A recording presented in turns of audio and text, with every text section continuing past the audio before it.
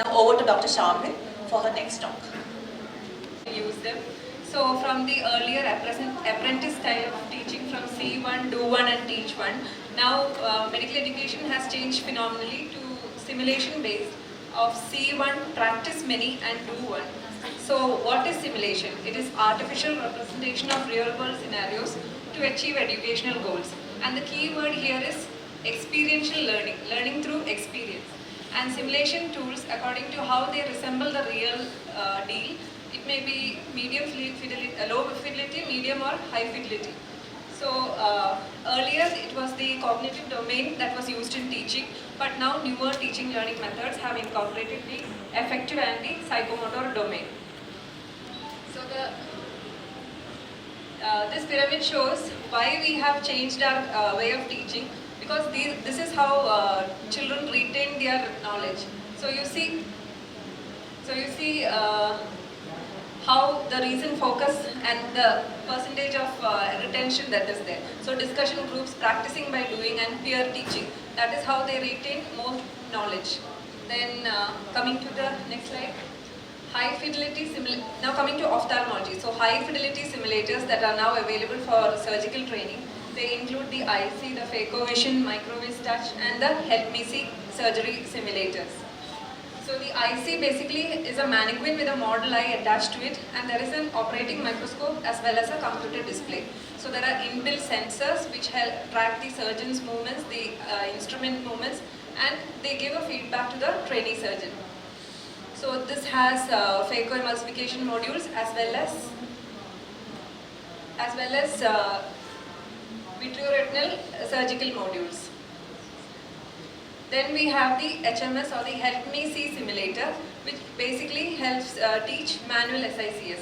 So the best thing is that you get a feedback also. The trainee gets a feedback of how they have performed and where to rectify. Then the other vitreoretinal simulators are also there. Then coming to the medium fidelity, we are all familiar with this phaco eye. Then we have the commercially available anatomical eye models, which you can use for undergraduate teaching. You can show them the layers, the individual structures, and they can use it. They can use it hands-on and they get to learn better. Then low fidelity simulators, which you can use for projects for these children. They can use thermocol or paper or even cardboard and make models out of the how can we use simulation in medical education? So you can have a simulated clinical environment, or you can have procedural simulation, or you can have simulated patients, or computer-based simulation, or a mixture of all this. So how do we do it?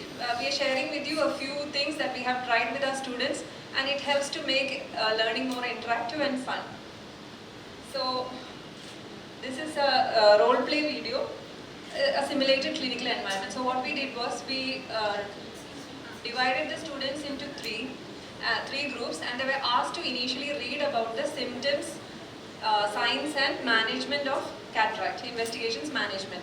After that, one from each group, that is the consultant there, the one without the coat is the patient, and the one sitting away, she is the student. So the consultant is asking the symptoms, the patient is vividly describing her symptoms, and the observing student is watching the whole process. And after this, after the consultant finishes with the questioning, the student is asked a few questions and then asked to elicit signs. So this makes sure that it's not just rote learning. They know what they have read, they are enacting it, and I'm sure they will not forget it.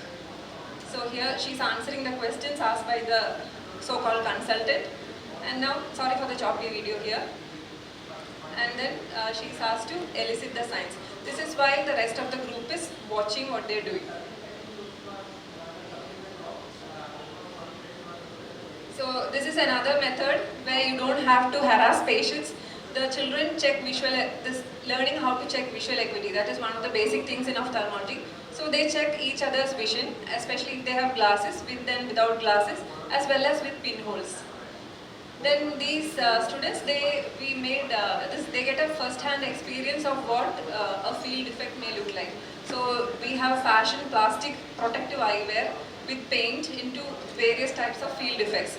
So you can see creating these glasses and using them, children have lots of fun learning. Then next is the simulated patient. That's another way of simulation.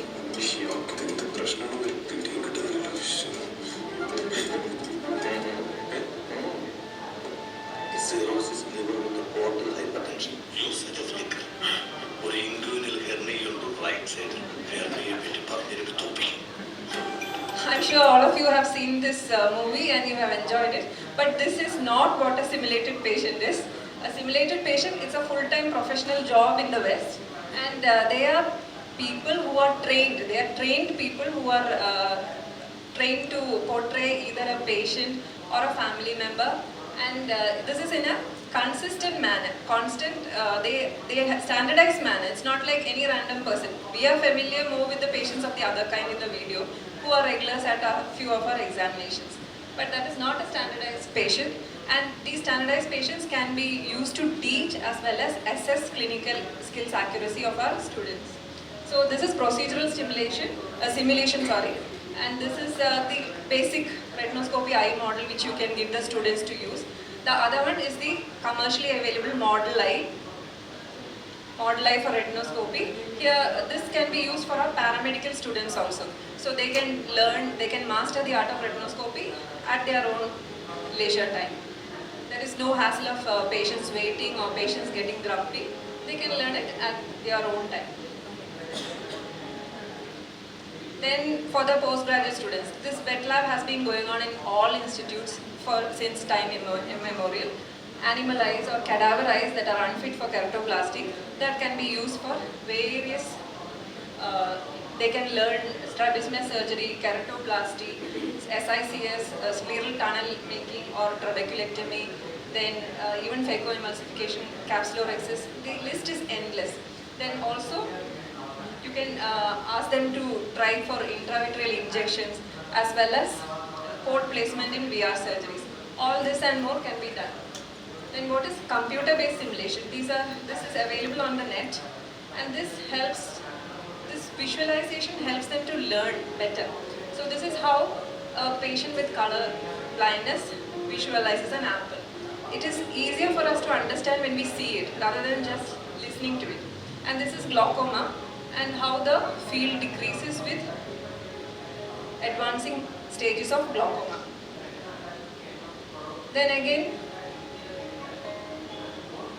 explaining the central scotoma. So this is age-related macular degeneration here, and they will never ever forget what a central scotoma is with this type of visualization. Then coming to skill enhancers. These were all projects done by our students. So we gave them about the lids and the lacrimal apparatus, and it was their creativity. They have used cardboard, they have used Play-Doh, they have used thermocol. So how does it enhance their skills? They learn the anatomy better, and we get to see better diagrams in our answer sheets. So that is an added advantage for us. Basic suturing skills. This for the interns or for the residents. You can start with thermocol, what is easily available, or you can use silicone strips, or the commercially available simulator, that is the suturing arm. Then again, non-surgical skills, I've been through this. This is the commercially available laser eye used for laser training, and the other one is the retinoscopy model eye. Then these are, I'm not sure if this is available in India, but these are available in the West for skills training of residents. The first one is the IC surgery simulator. The second one is the slit lamp simulator. And the third is the direct ophthalmoscopy simulator, and the fourth is the indirect ophthalmoscopy simulator. So they get to see a wide variety of lesions and everything without troubling patients. Then, as I mentioned earlier, skill enhancement by the wet lab. So that's it from my side. Asking Dr. Padma to take over. Please scan this QR code. We all end with a QR code.